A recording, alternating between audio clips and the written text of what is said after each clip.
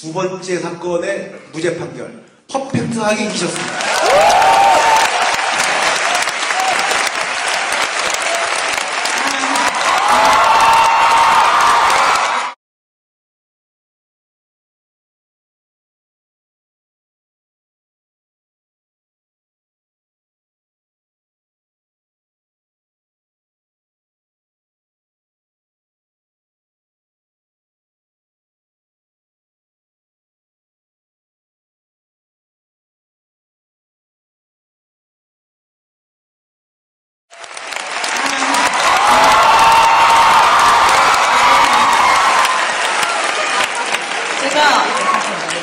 제 별명이 무제녀가 됐습니다.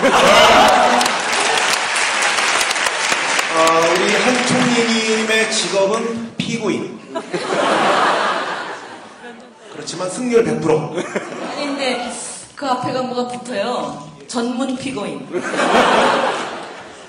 한 총리님의 그 두 가지 사건 참 어처구니가 없죠.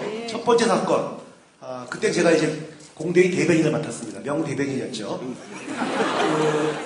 깔때기 마구 들이대고. 깔때기 이거 내 거야. 들이대지 마. 대한민국에서 가장 깨끗한 정치인, 대한민국 첫 여성 국무총리가 국무총리실 공간에서 뇌물을 받았다. 그게 사실이면 대한민국 국민 전부 주민등록증 반납하고 이민 가야 될 사건이죠. 그런 어처구니 없는 혐의를 뒤집어 씌웠습니다. 두 번째 사건, 집권 여당의 유력한 대선 후보가 비서도 없이 대로변에서 돈을 받아서 직접 트렁크에 넣었다. 코미디 같은 일인데 저는 정말 장난치는 줄 알았어요. 실제로 기소를 했는데 뭐 여지없이 깨졌죠. 근데 우리가 지금은 이렇게 한 총리님 무죄 받고 즐거운 마음으로 당시를 회고할 수 있지만은 정말 고통스러우셨죠, 총리님? 고통스러웠다고 그렇게 표현할 수가 없을 정도로 가슴이 저며왔어요.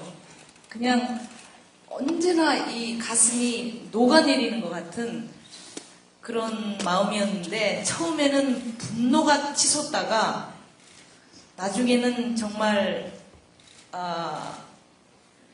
아무도 보고 싶지 않고 내가 왜 이런 일을 당하는가 그런 심정으로 막 가슴이 이렇게 녹아내리는 것 같은 느낌이었는데 세월이 지나니까 이제는 그걸 뛰어넘어서 나를 기소한 검찰들이 불쌍해지더라고요.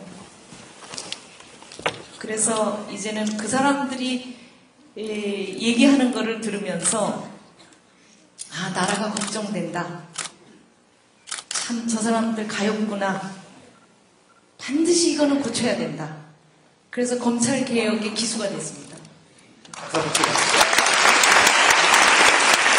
번째 사건이 나서 검찰이 한쪽으로 흘리고 언론이 아무 여과 없이 마녀 사냥을 하듯이 한 총리님의 이른바 혐의 내용을 사실처럼 써댔습니다. 그때 한 총리님께서 남기신 그 외마디 절규 같은 말씀이 있었죠. 내가 인생을 그렇게 살아오지 않았습니다. 저는 그 말씀 듣고 한 총리님이 아무리 힘든 시련이 와도 이겨내시겠구나 확신을 했었습니다. 어찌 보면 참 그게 듣는 사람 입장에서는 절절하고 정말 피맺히게 다가오는 얘기지만은 총리님 살아오신 인생 전체를 걸고 그 말씀을 하신 거고 총리님 살아오신 인생 전체를 걸고 어찌 보면 검찰과 맞서서 여기까지 오신 거죠. 노무현 대통령이 그 일을 당하셨을 때 여러분들 혹시 기억을 더듬어 보십시오. 대통령님 사저에 수십 명의 카메라와 기자들이 온 집안을 뺑 둘러서 뒷산까지 올라가서 카메라를 들이대서 대통령의 그림자만이라도 비치면 찍어댔습니다. 그런 고통을 받으셨죠. 그리고 논두렁에 1억짜리 시계라든지 이런 마녀 사냥 중에서도 정말 있을 수 없는 걸 당하셨는데 저도 계속해서 흘리는 거예요. 계속 흘리는데 그걸 언론들이 정말 맛있게 받아 적는 거예요.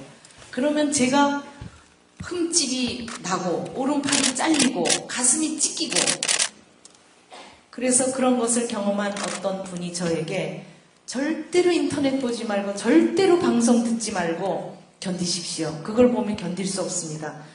이렇게 얘기해 줬습니다. 그래서 저는 정말 신문도 안 보고 방송도 안 듣고 인터넷도 보지 않았던 시기가 꽤 깁니다. 그걸 보면은 정말 너무 터무니없어서 견딜 수가 없어요. 그리고 그걸 보는 많은 사람들은 이렇게까지 구체적인데 이 중에 몇 가지는 사실일 거야. 이렇게 생각하게 만드는 겁니다. 저들이 하는 것의 주 목적이 그겁니다. 그래서 사람들이 의혹의 시선으로 저를 바라보고 저에게 아니땐 굴뚝에 연기 날까? 뭔가는 좀 있을 거야. 이런 식으로 저를 쳐다보기 시작했는데 그것이 너무 괴로웠습니다. 그리고 제가 이렇게 견딜 수 있었던 것은 그럼에도 불구하고 너무나 많은 국민들이 노무현 대통령 우리가 못 지켜서 저렇게 돌아가셨는데 한명숙은 지키자. 한명숙 지키자 카페가 만들어져서 제가 이름도 모르고 얼굴도 모르고 아무도 모르는 사람들이 한명숙 지키자를 만들어서 저를 꾸준하게 지켜줬습니다. 때로는 산에 가라고 운동화도 사주고 열심히 그들과 함께 둘레길도 걷고요. 그리고 믿음을 보내줬습니다. 한명숙은 아니다. 진실하다. 그가 말하는 그렇게 살아오지 않았다는 말은 진짜다. 이렇게 믿어줘서 저는 그 믿음을 걸음으로 해서 버틸 수 있었습니다. 한총리님이 굉장히 강한 분이시죠. 2년 가까운 세월을 그렇게 힘들게 버티셨지만은 주변에 있는 사람들에게 약한 모습을 한 번도 보이신 적이 없습니다. 굉장히 강하신 분인데요. 두 번째 사건 무죄 판결을 받고 이제 봉화마을로 이제 대통령이 묘역을 찾아뵙고 권양숙 여사님을 만나자마자 두 분이 껴안고 주변에서 참 말릴 수도 없을 만큼 오열을 하셨습니다. 저도 그 사진 보면서 눈물이 핑 돌았는데 뭐 그때뿐만 아니라 사실 사건 내내 겪으면서 노무현 대통령 생각 많이 하셨죠? 대통령님이 왜 가셨는지 저만큼 절절히 가슴속 깊이 이해하는 사람 없을 정도로 늘 생각했습니다.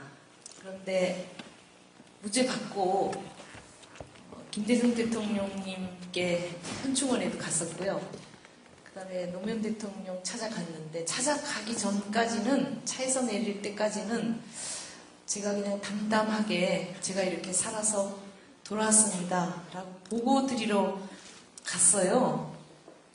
그런데 그 박석을 밟기 시작하면서 밟고 가기 시작하면서부터 주체할 수가 없더라고요. 그거는 제가 뭐 조절이 안 되는 그때 심정이었는데 저는 이렇게 참고 여기까지 왔는데 대통령님은 왜 어디 계십니까? 거기 왜 그러고 계십니까? 생각하니까 정말 너무 가슴이 아팠어요. 그리고 특히 지켜드리지 못한 것에 대해서 너무 죄의식이 느껴지고 죄송했습니다. 그래서 저는 그날 하루 종일 울었습니다. 총리님도 눈물이 그러고 계셨어요.